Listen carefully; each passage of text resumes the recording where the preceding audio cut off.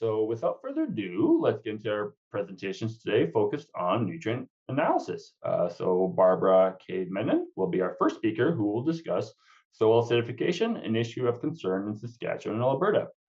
Dr. Barbara is a research scientist with Agriculture and Agri-Food Canada at the Swift Current Research and Development Center in Saskatchewan. So, good morning, Barbara, and welcome. Thank you. All right, so let's try. Let's share this.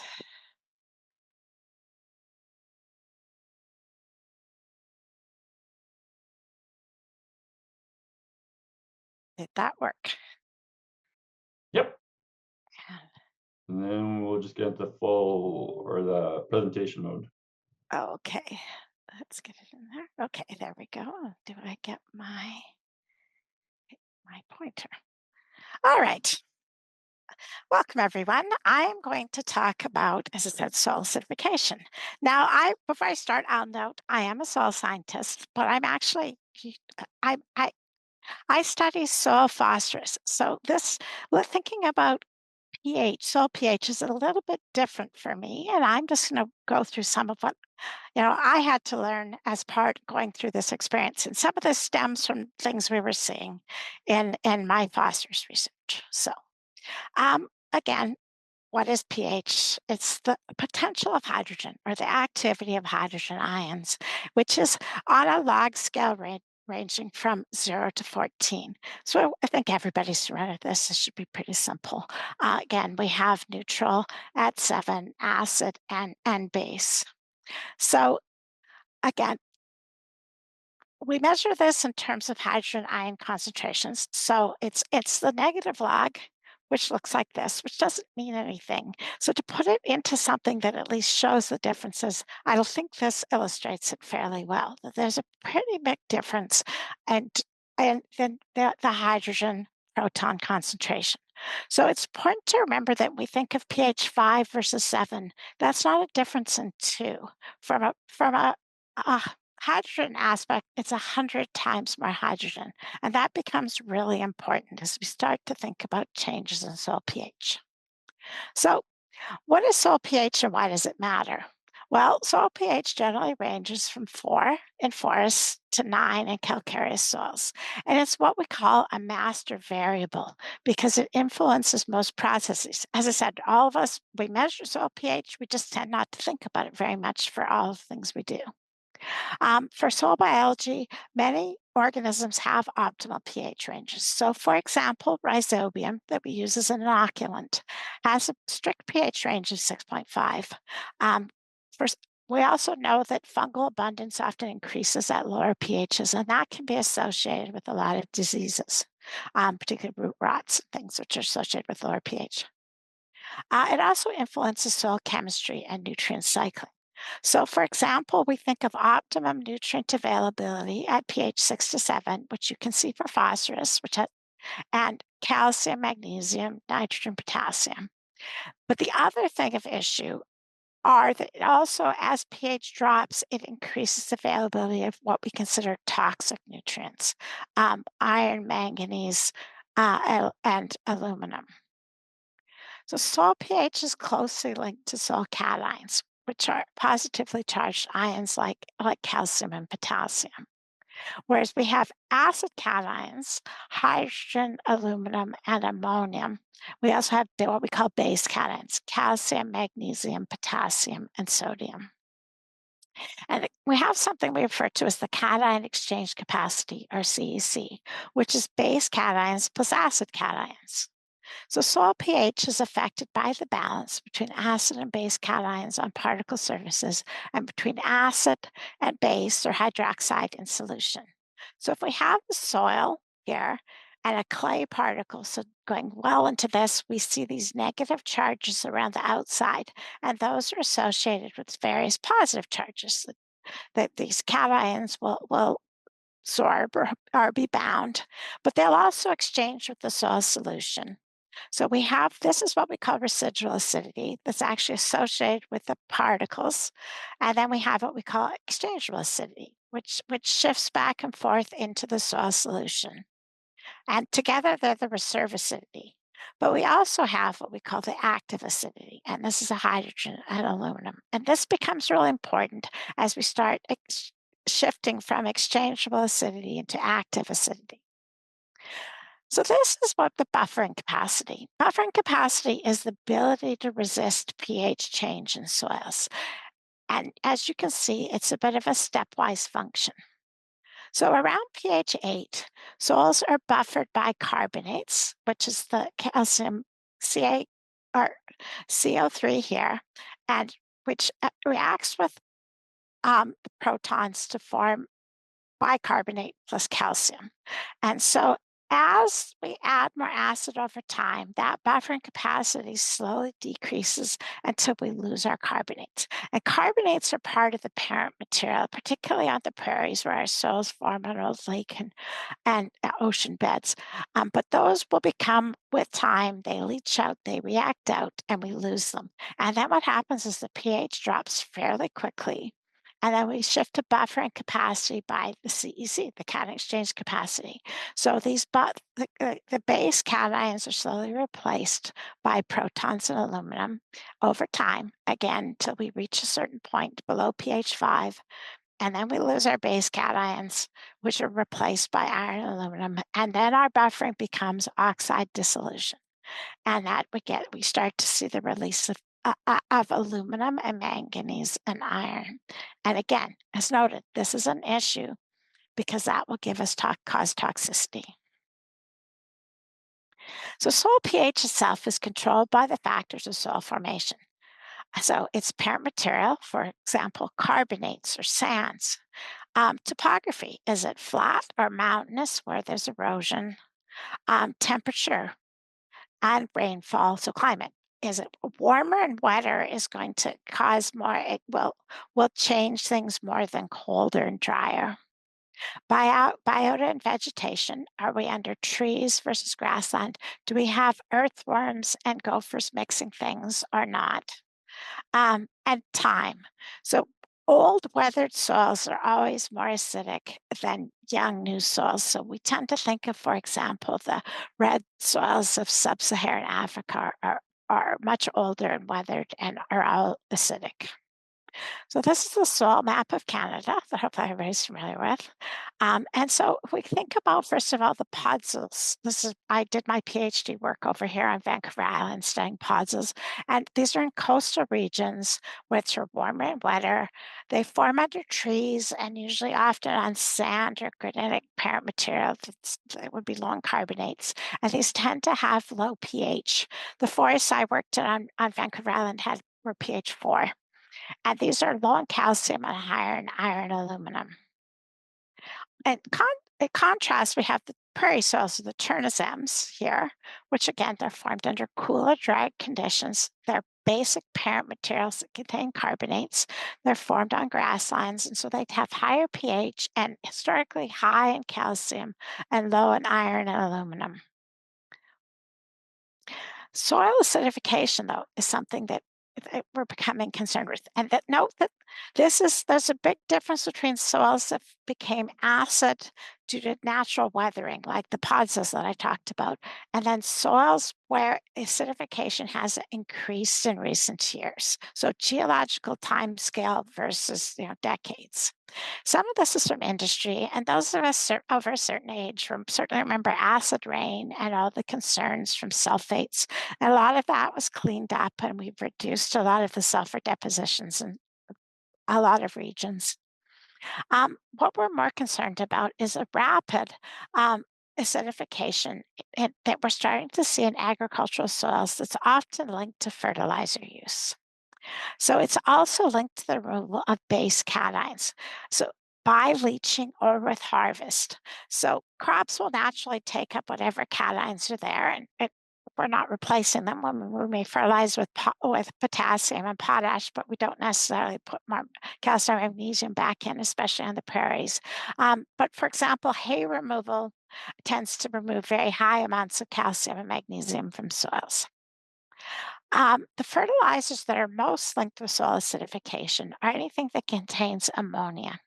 So anhydrous ammonia, urea, ammonium sulfate, monoammonium phosphate, MAP, or diammonium phosphate, DAP.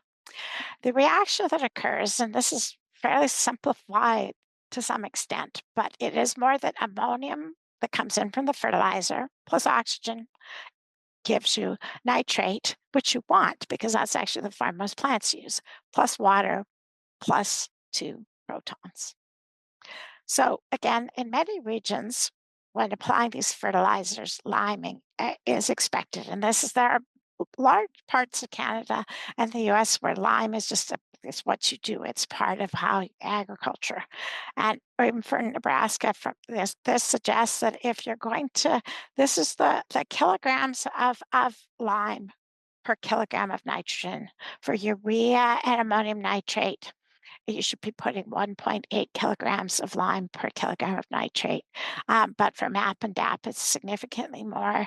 And for triple superphosphate, it's none. So triple superphosphate in and of itself is acid, but it's not acidifying because it doesn't contain any ammonium.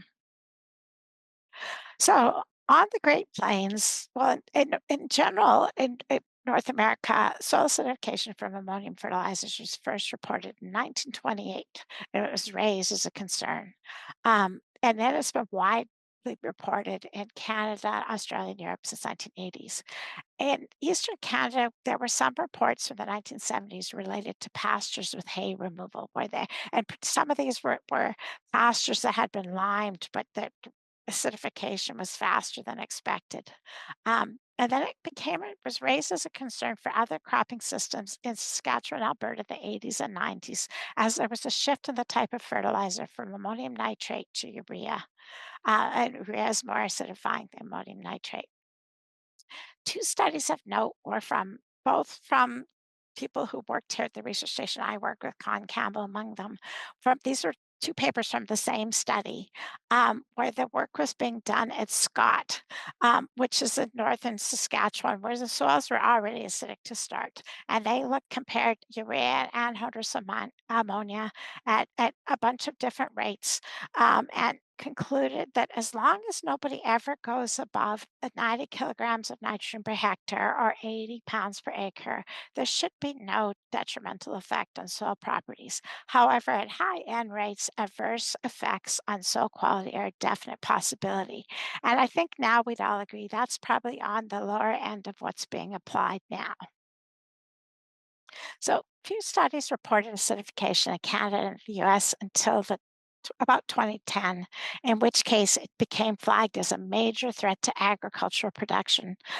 Great Plains, it's been a real issue in Montana, even in eastern Washington and Idaho, where the soils are quite calcareous, they're starting to report it.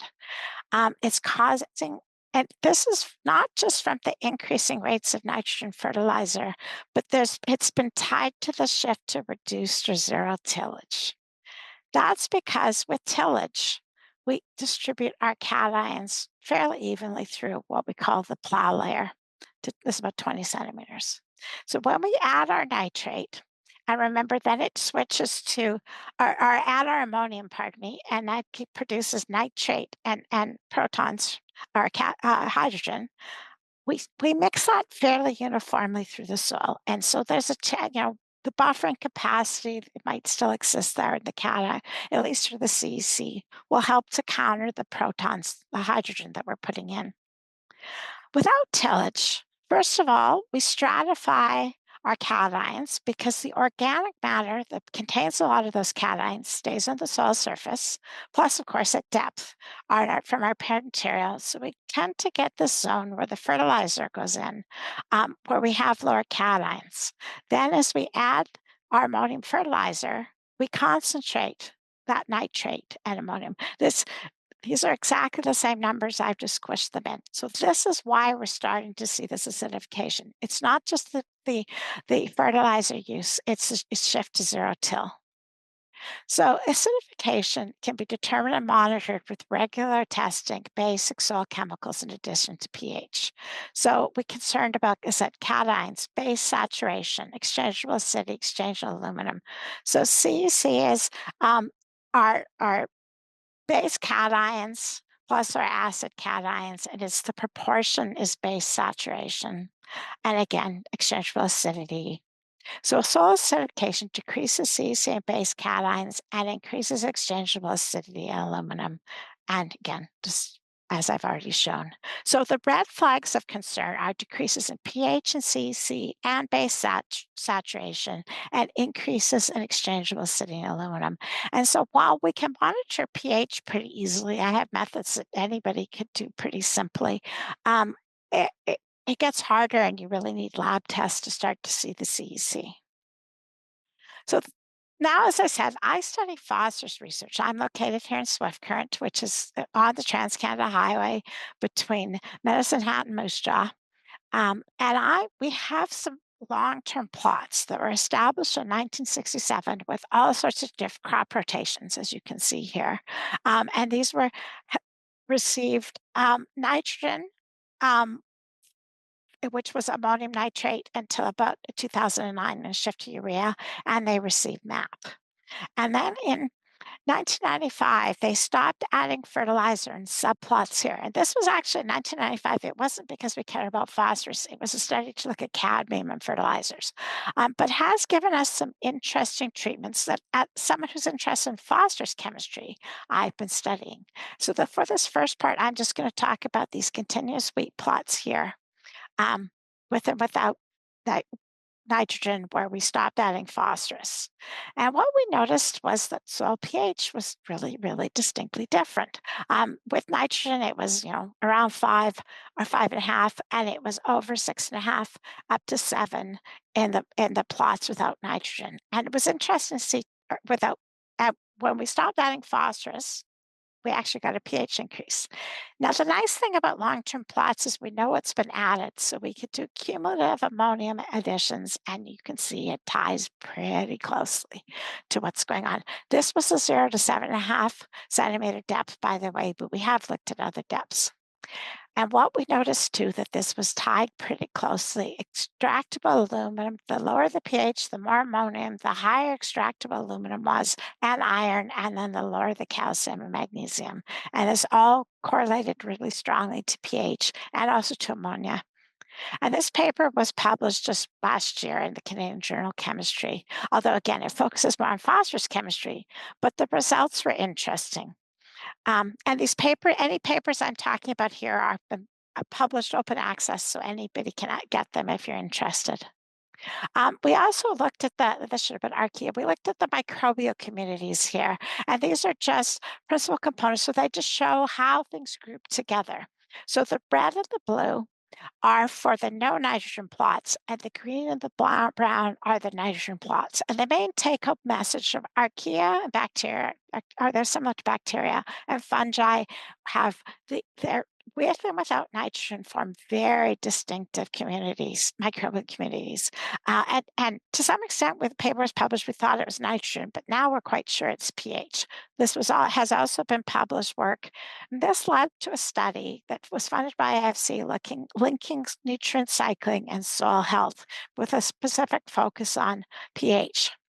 So going back to the plots, this is again, study sites here in Swift Current, and this is our cell farm. The old rotation plots I talked about earlier are here. These are tilled plots. They have the new rotation plots here, which match. These have zero tillage. We have the OMC here, which stands for zero minimal and conventional tillage. So these have contrasting tillage. And we also looked at Miriam Fernandez's organic plots here. And again, these are all the same parent material, same everything. The only difference is management.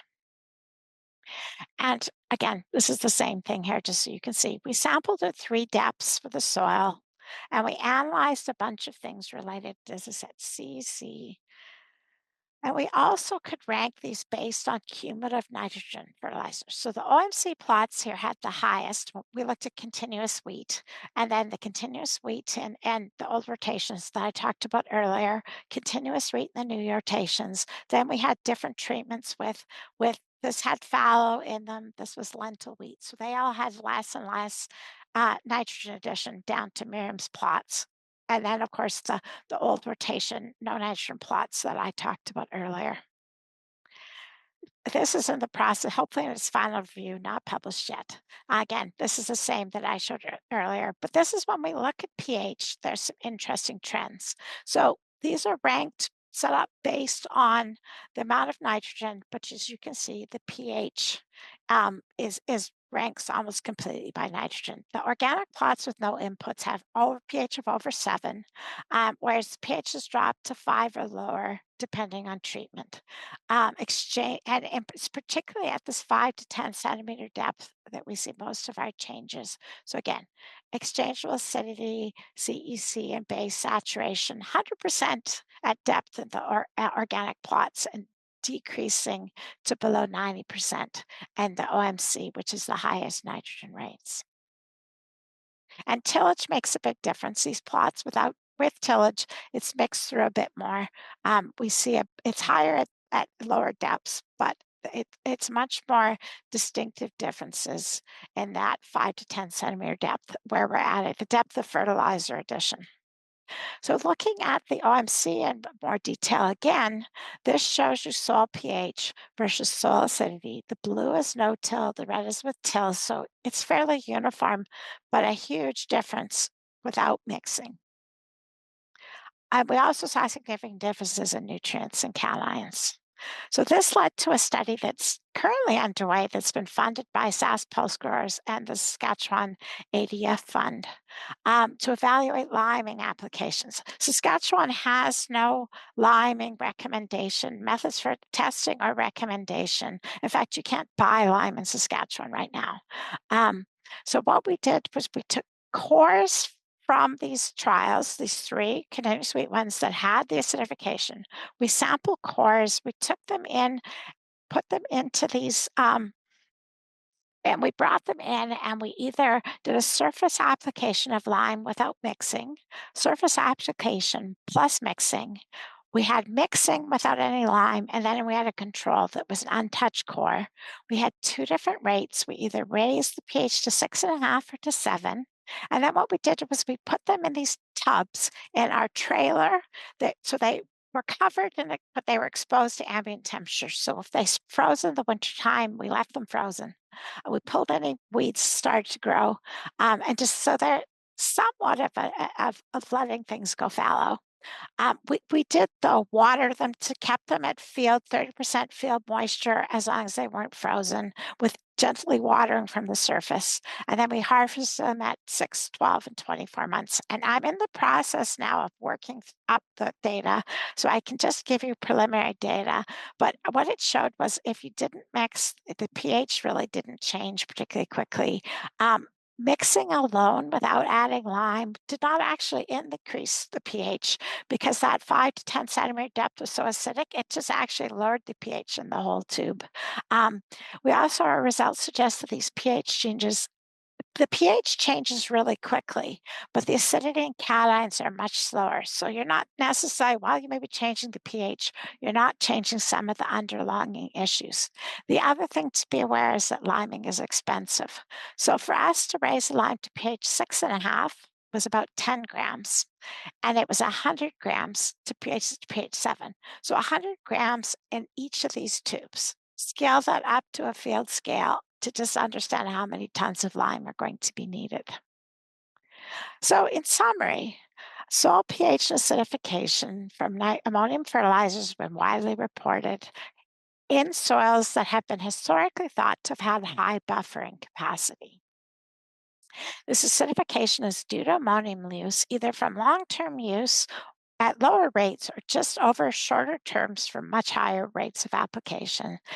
And it's increasing under no-till due to lacks of mixing, not just of mixing the fertilizers, but of mixing the cations from any crop residues.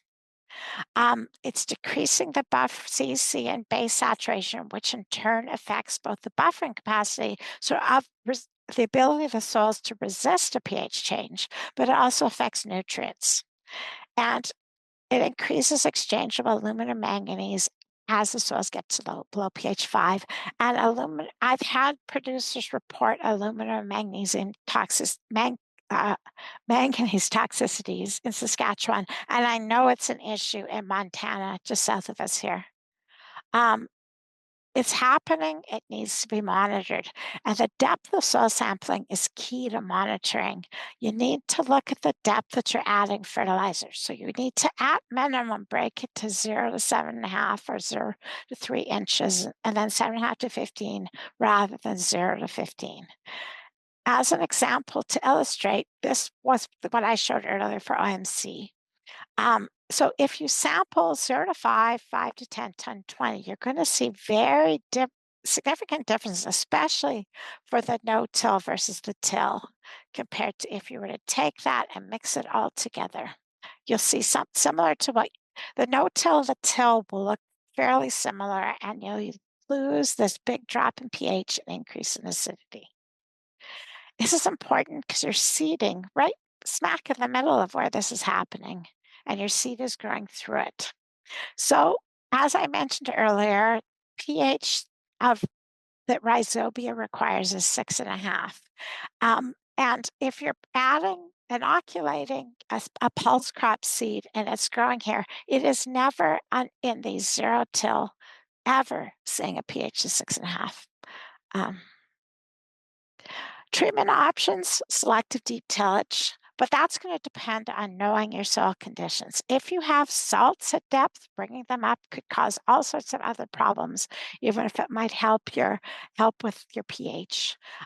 Switching to less acidifying fertilizers or manure, there are some results showing that that dairy manure and beef manure can help because, again, the animals eat all those cations from the hay and it comes out in the manure. But again, this requires testing and knowing about your manure. But however, liming is the most widely used method to change pH globally. Again, there are many types of lime, and they vary in terms of costs, but you also have to factor in cost of transportation. And timing of that lime application is important too, with respect to acidification. So going back to my buffering change, if you're adding your lime is a calcium carbonate. So if adding it here, you're taking into account and supporting the buffering from soil carbonates and from CEC. But if you add it here, you're past the point where it's going to fit in. You're not necessarily even going to increase it up to get those buffering capacities. You're trying to bring those buffering capacities here, and it might just be that you're requiring lime. It becomes something you have to do much more frequently. The other thing to consider is after you spend all that money to lime, you can't just do business as usual. You're going to need to either change your practices or even just add lime with your ammonia fertilizers if that's what you're adding. Again, these aren't things that I study per se, but things that we'll have to think about. So finally, I acknowledge I live in our country for territory. These studies were accomplished with many, many people, both AFC staff and project collaborators. And also that I gratefully thank project funders. Research does not happen without funding. And so I thank my AFC, Sask ADF, and Sask Pulse growers. And if you have any questions, please contact me. Here's my email address. Thank you.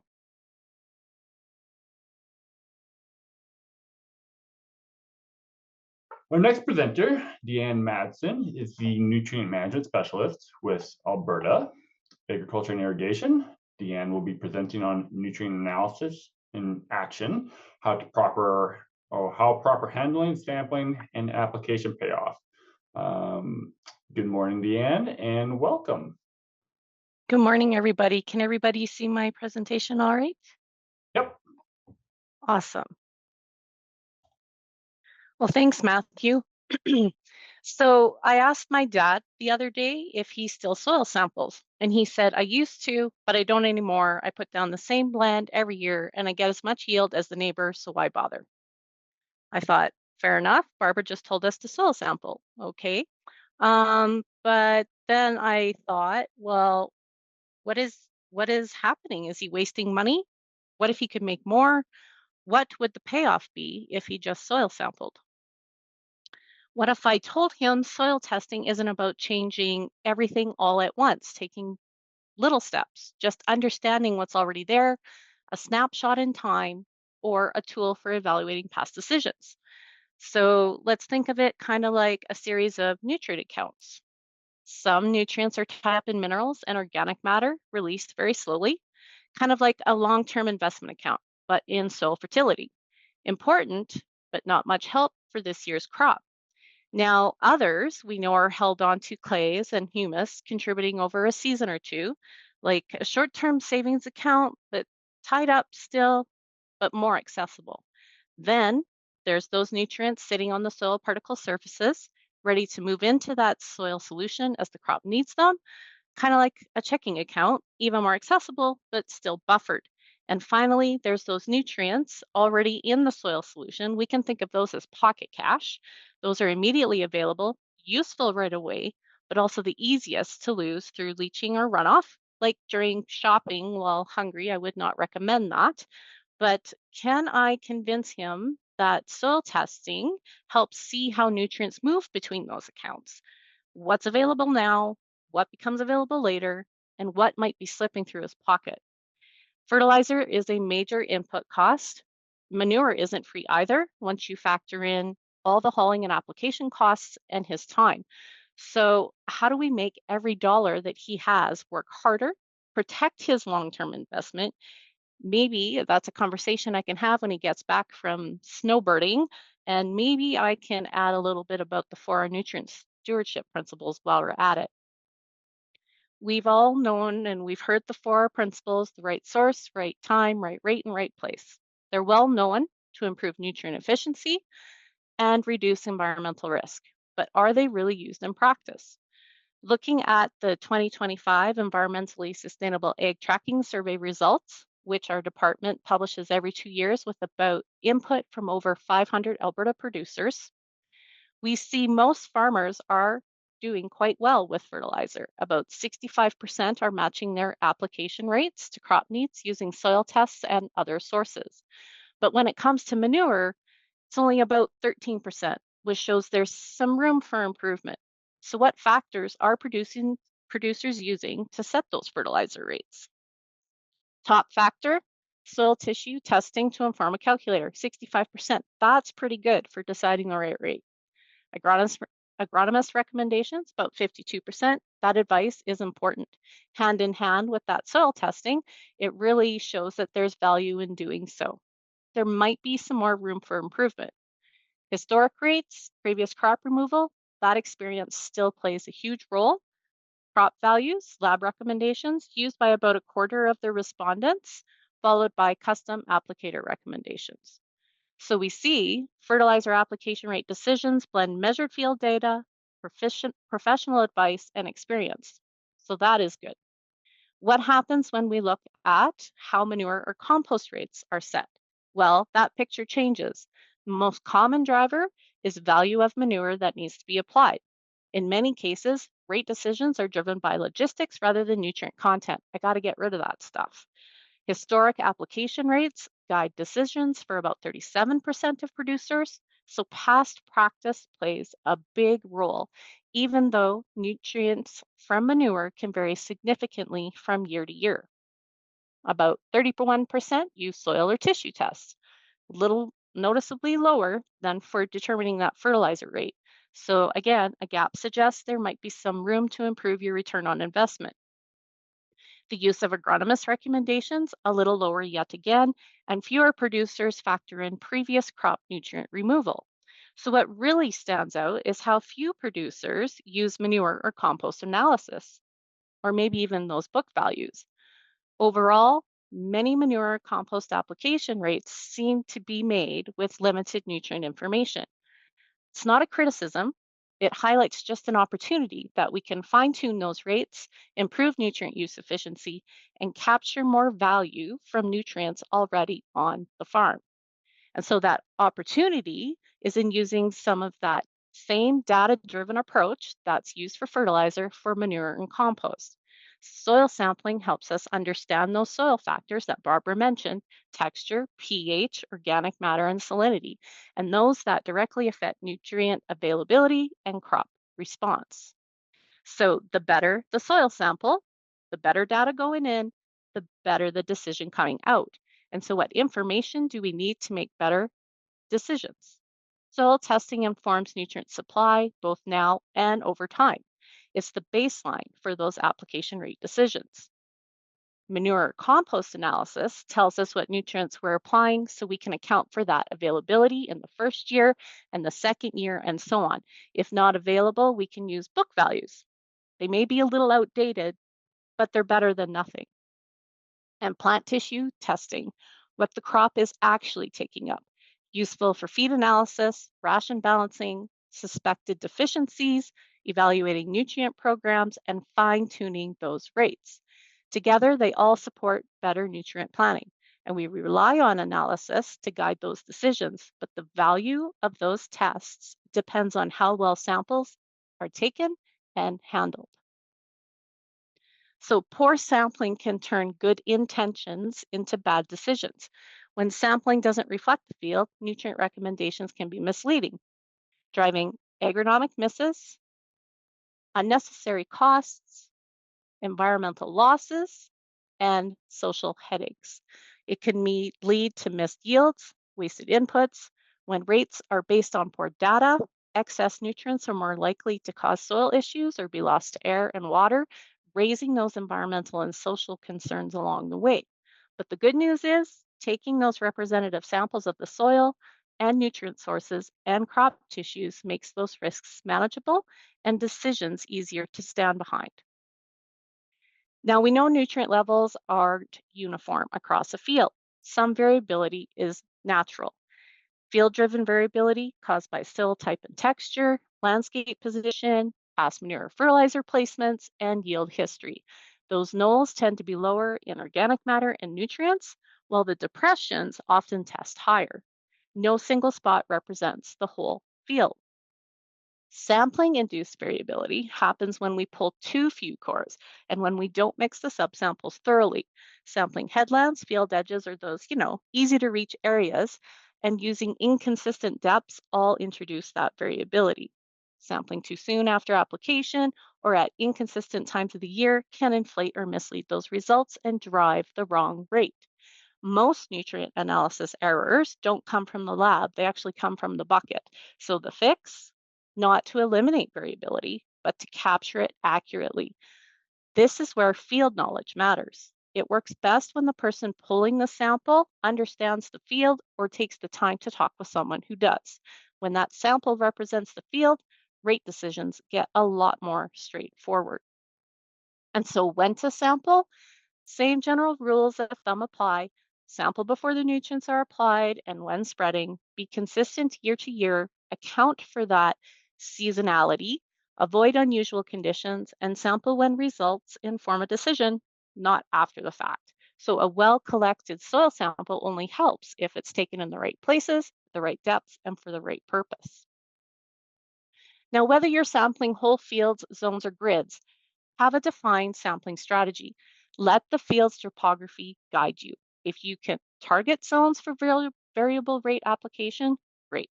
If you plan on applying one rate and developing a best field average, that's perfectly fine too. But sample annually in the same season, each year, ideally before seeding or prior to active growth, or wait till after harvest. But be consistent, especially when you're trying to detect those trends. Keep depths uniform within the field and year to year. This time I'm going to say typical depths are for agronomy 0 to 6 inches, 6 to 12 inches, 12 to 24 inches, and those would detect those mobile nutrients like nitrogen and sulfur. To capture natural field variability, you need enough cores. So a whole field composite sample can consist of about 15 to 20 cores, more if required for zoning or variable rate applications. Again, those clean tools and use proper handling to avoid contamination. Use lab-approved containers with clear labeling and ship promptly. Annuals versus perennials, something to think about. Rooting depth and nutrient uptake patterns guide which depths and zones matter the most. And we want to note those previous crop nutrient removals and residue effects. Sample information, really important, include all those details from LLDs, date and time, field zone ID, recent applications, even the moisture conditions, and of course that realistic yield goal. Finally, record keeping ties it all together. When, where, and how samples were collected make it much easier to keep those methods consistent and to explain those changes from year to year. So if we're committed to sampling the same way every year, what's the right strategy and the level of detail of a particular field? So an appropriate strategy comes down perhaps maybe to relative cost, field variability, sampling intensity, and the amount of information desired. This diagram shows how sampling strategies, indicated as the blue boxes, scale from low cost, low variability to high cost, high variability, and the resulting amount of info we get back from the field. So on the bottom left, where field variability and costs are low, random, composite, or benchmark sampling is often sufficient and gives useful information for whole field decisions with low sampling intensity. As field variability increases, directed random or directed benchmark sampling can add value by targeting known differences in the field without going full intensive on the sampling. But at the high end of that field variability, you might want grid sampling, which provides the most information, but it also comes with the most intense sampling, time, and cost. So there's no single right strategy. The goal is to match the sampling approach to the field so the info supports those confident rate decisions and fits your budget. Now, when it comes to manure or compost sampling, variability is often greater than soil. The nutrient content can vary anywhere between 30 to 50% or more within that same storage or pile, which is why manure testing can feel a little daunting and sometimes just not worth it. Because of that, maybe it's not always necessary or practical for every operation. But if manure applied mainly as like a soil conditioner or to meet base nutrients, a detailed analysis may not change your rate decision much. Book values may work. But when that manure is supplying a large share of those crop nutrients, or when you're pushing yield targets, having a reasonable estimate becomes a little bit more important. So manure and compost should be sampled as close to application as practical after thorough mixing so that nutrient content reflects what's really going on in the field. With liquid manure, obviously agitation will help reduce that variability, but thinking of solid manure and compost, they're often stratified, so that crust, that surface material rarely represents what's applied. That one grab sample is basically guesswork. So take multiple subsamples from different locations and depths, combine them, and that gives you a better picture. Good handling still matters, as poor handling of a manure sample can undo good sampling in a hurry. And remember, safety always comes first when we're sampling liquid, lagoons, and tanks. Sampling from application equipment during pumping or loading at the start, the middle, and end is often the safest and the most representative. Again, sampling will not eliminate the variability, but good practices will help manage it. So application rates are based on information rather than assumptions. And so while manure sampling may not be practical every year, it still plays an important role, supporting both short-term and long-term planning. So in an ideal situation, sampling before application gives us time to adjust application rates and fine-tune those fertilizer needs for the current season, if the results are back in time. Sampling during application captures what's actually being applied, and while it can't change this year's rate, repeating it over time builds that more realistic picture of an operation's average manure nutrient content. So since test results, again, usually aren't available in time, current year decisions usually rely on those historical averages or those book values. And instead, repeated sampling over 3 to 5 years builds an average manure nutrient profile for that operation that's far more reliable than book values. And you can improve your rate calculations and fertilizer planning. Now, if animal diets, bedding, storage, or handling changes, you may need some more sampling needed to reset that baseline content. So manure sampling may not always drive this year's rate, but it significantly improves long-term nutrient management decisions. Nutrient availability and application rates are only part of the story. Is the crop actually taking up those nutrients and using them effectively? So plant tissue is a great in-season tool for finding out and diagnosing nutrient issues, but only again when done properly. Because crops change quickly, samples need to be taken at the right growth stage early enough to correct an issue if one exists, so there's time to respond. And what you sample matters. Different nutrients concentrate in different parts of the plant. So collecting that correct tissue and doing it consistently is key. And aim for those representative areas of the fields. Avoid those wheel tracks or obvious stress areas unless you're trying to diagnose a specific problem in a specific area. Again, collect enough plants to smooth out that plant to plant variability and handle the samples carefully as tissues degrade quickly in heat and sunlight. And again, provide enough info as it all helps with the interpretation and the recommendations that come later. And tissue testing doesn't replace soil testing. It confirms whether nutrients are actually getting into the crop. So used together, they help fine-tune nutrient decisions and avoid unnecessary or ineffective costly applications. And once a sample is collected, those biological chemical process also that Barbara talked about, they don't stop, which is why handling and storage are important so that microbial activity can continue, which can consume or release nutrients like nitrogen. The biggest drivers of change are temperature, moisture, and time. So those warm samples change faster. So the longer a sample sits, the less representative it becomes. And that's why handling is really like your quality control. Coordinate with the lab ahead of time. So knowing your holding times, the methodology they use, and the shipping days helps ensure that those samples are analyzed while they still reflect those field conditions. Treat samples like perishables. Cooling slows biological activity. Freeze high moisture or biologically active samples if the lab recommends it, and use those clean, airtight containers to prevent contamination and moisture loss. Again, label clearly and maintain that chain of custody to preserve sample integrity. Good handling protects the sample so the lab measures the field, not the trip. And so knowing when nutrients are starting to create a risk is just as important as knowing what's there and what was used. Soil-based limits act as early warning signals, helping us see when nutrient levels are shifting from return to risk. Alberta's soil nutrient limits are used as risk indicators for manure applications to flag when nitrate, nitrogen, and salinity levels are becoming a concern.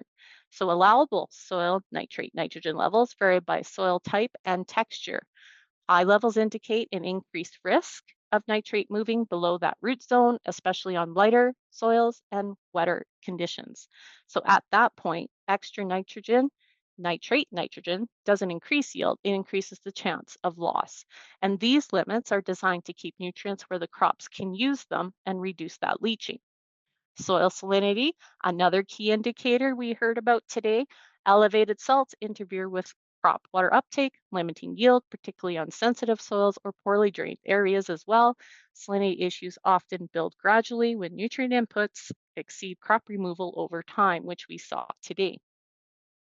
Operations applying more than 500 tons of that manure annually with an improved nutrient management plan in Alberta may exceed those limits. However, that goal has to remain the same. We want to protect that soil quality, protect the water quality, and optimize that nutrient use. Using those soil test results with these limits in mind helps fine tune that right rate, right time, and right place before problems show up in and off the field, preventing nutrients from becoming a liability. So when those soil test results start trending toward those limits, the intent isn't to shut nutrient management down, it's time to adjust. Make sure manure nutrients and residual soil nitrogen are fully accounted for. Often small changes are enough to bring things back into balance. Shifting applications to lower risk windows or improving placement helps keep nutrients in the root zone where those crops can use them. It helps target nutrients where they can still pay off, focusing on those responsive fields or zones while pulling back on where those soil levels are already sufficient. And the cropping choices can support longer term balance as well by increasing nutrient removals through rotation. And finally, monitoring and documentation that helps confirm whether those adjustments are working and support those future decisions. Soil limits are an early warning sign, giving us time to adapt before those issues show up. And again, can't harp on it enough. Good records are what makes those decisions pay off over time. So those records help track where nutrients go and how those fields respond, making it easier to refine your rates year after year avoid those unnecessary applications, and protect your bottom line. Soil tests support more than those nutrient decisions. They also document soil properties like texture and the like, which influence nutrient availability, important for meeting those nutrient management and those regulatory requirements. And those good records make good nutrient management decisions, but they also make them defensible. So when decisions are based on current soil tests, manure analysis, and they're documented, the application rates are really easier to explain to your advisors, to lenders, or even if the regulators find you. But from a regulatory perspective, record keeping is required, and more than if you have more than 500 tons of manure are handled annually, rather, with records that must be kept for 5 years. And those soil tests must be kept current. They shouldn't be more than 3 years old. And at a minimum, the records should show what was produced, transferred, or applied. You can't manage what you don't measure. And so think of record keeping as a management tool that supports better decisions, not just paperwork. Easier said than done, I know. Speaking of paperwork, we all hate it. My dad hates it. And this brings me back to the conversation I had with him about soil sampling. It got me thinking, what if I showed him a simple case study? A pretty typical field with an annual crop with manure applied over the years, with a simple fertilizer blend, with some historical yields that match the neighbors, and it's never been soil tested.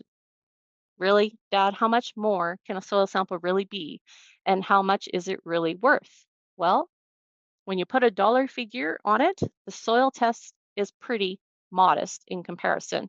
So for a full agronomic package with 3 depths to capture that nitrate and mobility, the cost is usually just over $100 per field if you're a do-it-yourselfer.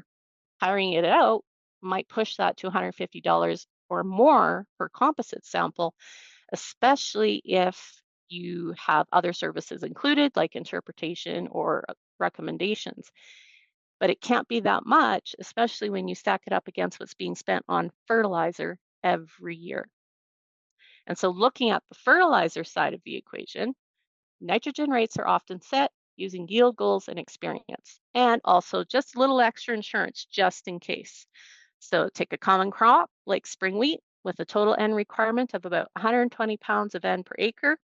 Just using urea here for a simple example at a price of about $850 a ton, that works out to roughly about $110 per acre fertilizer costs. On a field with manure history, we know there's residual and contributing, but without soil testing, we really don't know how much. So how much of that $110 is actually needed and how much might already be there? Well, I decide to soil sample. Hypothetically, let's say the results showed 45 pounds of residual nitrate N that's already in the soil. The manure spread also contributed an estimated 30 pounds of N to the acre available through mineralization in that first year. So together, that's 75 pounds of N per acre already accounted for before any fertilizer is applied. Now, with a crop requirement of 120 pounds of N per acre, that leaves about 45 pounds of N to acre to supply fertilizer. And if I did my math right, I think at current urea prices, that's roughly $42 per acre. Now compare that to the $110 per acre we started with. And that's about a $70 per acre savings in current fertilizer prices without giving up yield because that N was already there. So when you start adding that up across a quarter section or two, it's a lot. And so savings like this don't come from cutting corners. They start with better information and using the right tools to understand what's already there in the field. And while we've only talked about nitrogen to keep the example simple, the same approach can apply phosphorus, potassium, sulfur, and those micronutrients, especially in fields with manure history. So if you're interested in applying this logic to your own farm or someone else's, there are resources available to help support more holistic nutrient management decisions. You just got to know where to find them. So one way is to go to alberta.ca, search for nutrient and manure management, and you'll find manure and nutrient management tools and resources like our nutrient management planning guide, which you see at the top right, calculators, and practical decision support tools. Tools like Affirm, the Alberta Farm Fertilizer Information and Recommendation Manager. It can help you evaluate fertilizer, manure management options, and build a fertilizer program that fits your budget. You'll also find manure management guidelines and legislation. The webpage provides technical guidance, fact sheets, relevant manure and nutrient management info, and those pesky requirements that I mentioned to you earlier. And one of my favorite topics, if you search soil on alberta.ca, you'll find everything related to soil, soil fertility, and soil health. So hopefully, Matthew, that gives you and others a few useful places to start on a nutrient management journey if you haven't already done so. So thank you.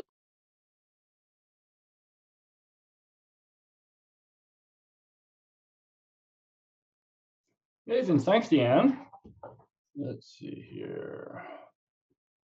Okay, so we'll get into the questions. There are quite a few here, actually. And if anybody has any questions for Deanne, make sure you put them in the Q&A as well. I see there's quite a few for Barbara here already, so we'll look at some of these.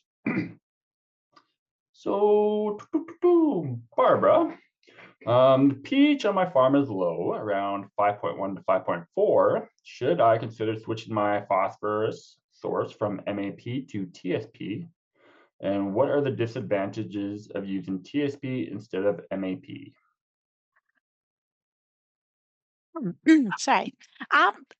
But to me, that would be an easy place to make a shift. I mean, we know that MAP is acidifying, so and TSP isn't.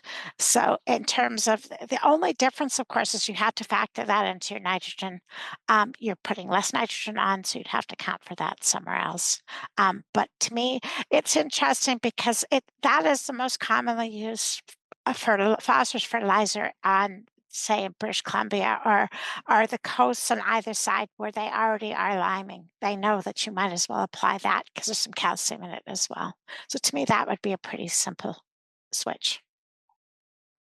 I haven't studied that specifically, but I have some work looking at that. But to me, we know MAP is acidifying. There's data from all over the place showing it's acidifying. If you're concerned about pH decreasing, you might as well shift it. Okay. Another question for you, Barbara. Would the iron oxide impregnated paper method for measurement of available phosphorus be influenced by the soil acidity, e.g. over a range of pH 6 to 8? I honestly don't know, but I think it could be. I mean, in theory, it's not supposed to be. I honestly don't know because I haven't tested it. But it's certainly, if you had very low pH soils or very high, like more at the 8 or the 5, it might well play a factor. Okay. And then Dan, just for a question for myself, you're talking about sampling from plant tissue. I'm just more. This is just more of a curious question. Do you know a lot of people that are doing that around Alberta, or is it? I haven't heard much about it, but I was just kind of curious what the uptake was with the plant tissue sampling. I don't know specifically what the actual numbers are. I noticed that in the survey as well, and I wanted to dig into those numbers a little bit more as well because I am very curious. So I'll have to get back to you on that. Oh, that's all good. And then actually another. Oh, you'll come back to me. I got another one. I'll think about. Okay, Barbara, do you have any experience with CKD, so cement kiln dust, to help moderate pH? I have almost no experience with pH and liming, period. This is a whole new direction for me. Again, I'm a phosphorus expert that happened to sort of get moved sideways because we're seeing these issues with our long-term plots. But there are alternatives. I know that some groups, is some research out there on it. There's also the sugar beet lime. Spent sugar beet lime is used in some places as well. So there are alternatives. I personally, though, don't know enough about it. I can't give good advice on it. And then, how does ammonium sulfate compare to elemental sulfur in terms of its potential to lower pH? Well, they work in different ways. The elemental sulfur is oxidized by bacteria to produce sulfuric acid, and so it is a low and slow process. But once the sulfate is there, so from ammonium sulfate, it's not the sulfate that's acidifying, it's the ammonium. So that's usually pretty fast because you tend to be applying it at higher rates for the ammonium. But so if you want to acidify your soils, like my backyard, I actually have a little spot of blueberries, and I've spent a lot of time trying to reduce my soil pH for my blueberries. Yeah, elemental sulfur is the approach you want. But if you're concerned about pH, yeah, the ammonium sulfate, it's the ammonium, not the sulfur. Okay. And then still haven't seen any questions pop up for Deanne yet, but I finally remember my question for Deanne. In your presentation, I know you mentioned it, but could you highlight the what can affect manure, especially when it comes to sampling the nutrients that you have within your manure pile or liquid manure, whichever. Sorry, say that again, Matthew. Oh, sorry. Could you highlight once again the what can affect your nutrients within your manure pile, and why it's important to do the manure sampling? So I would assume like weather would have an effect, the amount of straw that you are incorporating in the manure pile, stuff like that. Yeah, so there's two schools of thought there, right? There's some that just, I've seen some manure test samples and we've compared those nutrients like the nitrogen and even the phosphorus and potassium and sulfur to those book values that we have in the land-based guide, which I didn't mention today, but they're pretty consistent. And so that is a good resource. But if you do have to sample your manure, it is very important to follow those controls that I talked about because you're going to have those processes that Barbara talked about with loss of the nitrogen. The plant available nitrogen can easily gas off, which would tell you that there's less nitrogen in your manure sample in the results than what you actually did have there. So it's really important that you look at the whole picture and make sure that those samples go into the lab properly, make sure they're cooled, and you don't lose those nutrients out of that sample so that you can come back with a really good rate. Nice. Thanks, Deanne. This is a two-part question for you, Barbara.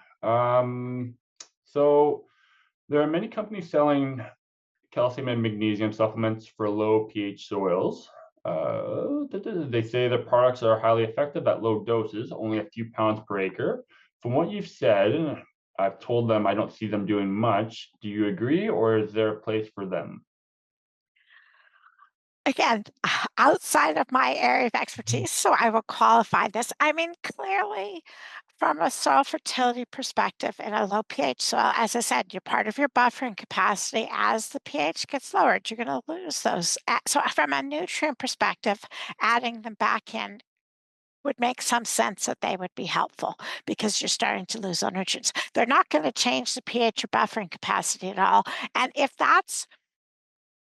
your soils continue to be acidified because of the fertilizer you're adding and you slowly drop on that step that I showed, in the long run, you're better off considering something to raise the pH.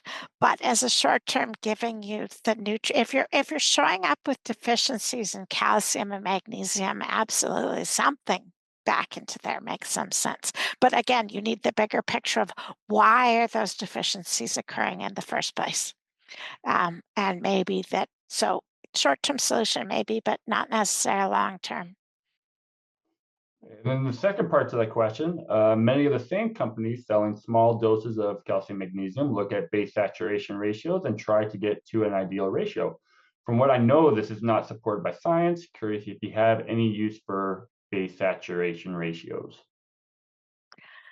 Well, as I said, base saturation is a key component of understanding what's going on in your soils. And for us, with the acidification, it was definitely something that was changing. We could see big differences, and it is a warning flag for things. So, but while again, same thing, short-term solution versus what's causing the need for them in the first place, and understanding and doing a proper, complete test and evaluation. There, I think you need to start with that and say, why do I have so, especially on the prairies? Because again, our soils, our parent materials at depth, they should be loaded with calcium. So if the reason you need those is because of there's something going on with the pH, you're better off doing a bigger picture. Why is this occurring? Assessment. And then I did have a Q&A in here that they posted good info I want to share too. So feed efficiency of the animals can change over time, and this is another strong reason to test the manure on a timely basis. So thank you for putting that in there. Deanne, you must have done a really good presentation because there are no questions for you. Well, I hope that was the case, or I just talked so fast that no one heard what I was saying. I don't know. Oh, that's no. No, that was really I good. think it was really good. Yeah, it was really, really good. So another question for you, Barbara. I have one question regarding the soil acidification process. So if you covered this already, what contribution to the acidification process do you see elemental sulfur having? Again, if the soils are already acidified, it are you putting usually you apply elemental sulfur in a lot of cases because you want to bring the pH down, as opposed to it being a nutrient that you're supplying as a fertilizer. As I said, it is known to be acidifying. It is because of as it's converted to hydrogen sulfide or to sulfuric acid, it produces acidity. That's where if you're wanting it as a sulfur for fertility, it makes more sense to start with like ammonium sulfate or something where it's already in that form to begin with. If you want to acidify your soils, like I said, in my case, where I'm trying to bring my backyard high clay soils down for blueberries, that's a whole different thing. And that's probably pretty rare for most producers aren't going to want to do that. Although I did have someone once ask about why, if our soils are becoming acidic on the prairies, can we start growing blueberries and the other cranberries? They're a high value crop. And I said, well, maybe not at the scale to replace our wheat. So I got 2 more questions here. Is there any evidence for plant roots mediating cation movement down through soil strata in the swift current trials, or is tillage the only mechanism for cation redistribution? I mean, definitely that is one. I haven't studied that specifically. We do know for the organic trials, Miriam Fernandez, because it's an organic, she used different crops with different kinds of rooting structures. She had field radishes and things like that. And absolutely, there are things that can tap into different soil depths to bring cations up and then get returned back. That's a strategy as well. We just don't. Again, I don't, it's not something I normally study. It just became something that's there. But yes, that is definitely potentially a strategy that's there. Although if you're just sticking to a fairly small set of crop rotations, that may not be something that makes that much of a difference. It sometimes is more unusual crops that do it. Okay, and then the final question, Barbara, would you dare to recommend a tillage operation to mix the upper and lower seed bed to readjust the soil pH? And in a dry climate, adding lime to the surface will result in a very slow change in soil pH, so tillage is often recommended, at least in BC. Yeah, I think it's everything I've read. And again, having this, I had to start from scratch because I said pH is something you learn as a soil scientist and first year soil science, and then from then on you analyze for it, but you don't pay much attention to it. And the fact, so I went back to the basics to even, and Saskatchewan has no lime requirements, and it has no labs that do tests. I had to learn this as if I was and reading many, many things.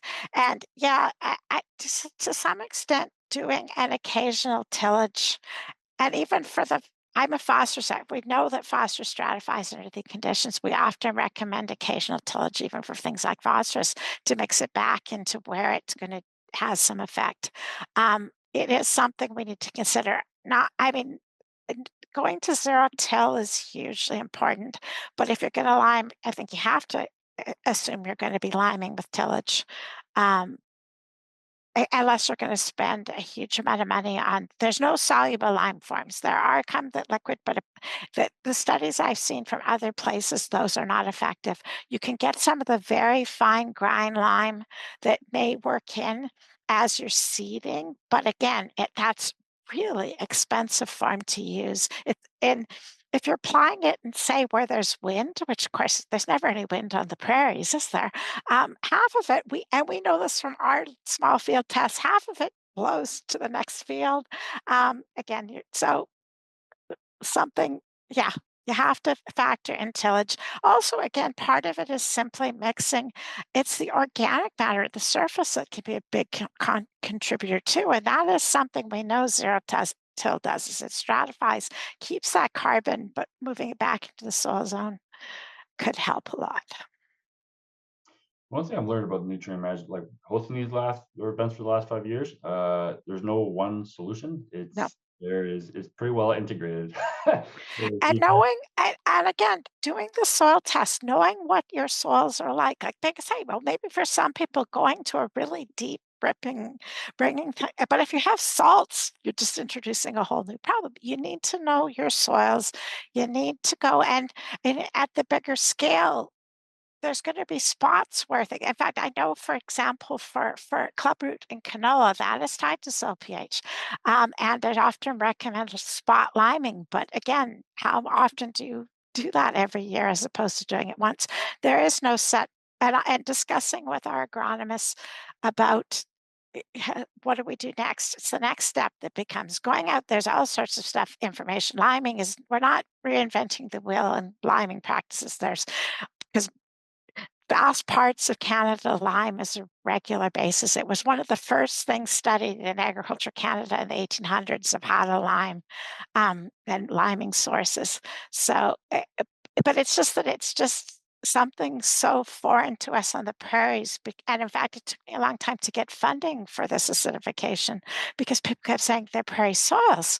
We don't need it. And again, because for a lot of people sample for nitrogen, sample 0 to 30 centimeters. You mix all that in there and your pH never changes. And this is where testing at that shallower depths becomes hugely important. I know there's was a comment in the questions about the Indian Head soil zones asking about the pH as well, that those start at pH 8.5. We actually did some testing on there. And so again, this is where you hate to say it, but that's almost to the point above where I said the optimal nutrient zone. A bit of acidification on those might bring the nutrients in. But yes, we are starting to see, and if we sample in the right zone, some of the upper, it's come down to, it's still 7.5. It's significantly higher than what we see in swift current. It's not at the edge of where the buffering capacity is being lost and causing a huge problem, but we are seeing the pH coming down from long-term nitrogen. Oh, that's awesome. Okay.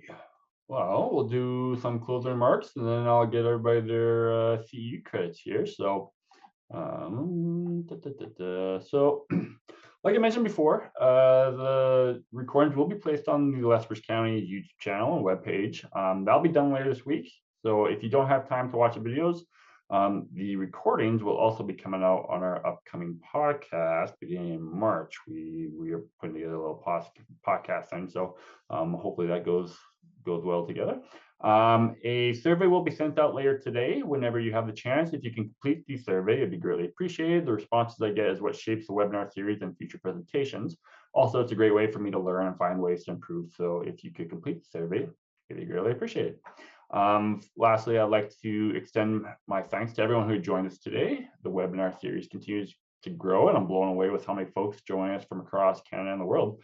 I would also like to thank those that have promoted the webinar series. I've noticed as the years go on that we've had a lot of people that just promote it, and I haven't even had to ask, so I really do appreciate that.